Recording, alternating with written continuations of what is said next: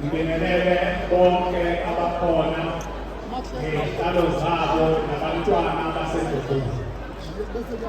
Ngithunyiwe inkosi yami umholi wami uYazi ukuthi ngizothandaza lapha endlini kwethu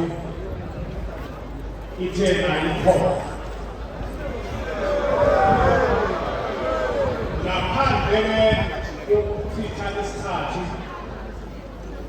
ngeke ngifunde ngelinye ilanga lapha kumaRoma 13 uVesi 1 ithi amakhosi amisiwe uThixo.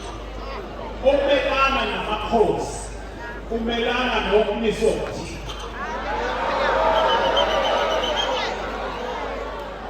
Kulelo zwi nje ngilofoshayo ngingabambezeli kakhulu ngicela ukuthandaza uNkulunkulu onamandla wonke, uNkulunkulu owasithanda izwe lingakabi khona.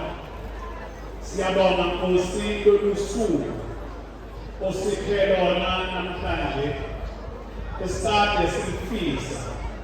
Sibonga Nkosi lenqophamlando, sibonga Nkosi lokusithwala sesuku indlela nendlela noma sesibuyela emuva. Sicela Nkosi ube khona nasi Nkosi isilo sethu esiphambi kwethu. Siyacela Nkosi usibheke ubusuku bemini, izitha zaso yishone phansi okwendoda eyinethileyo.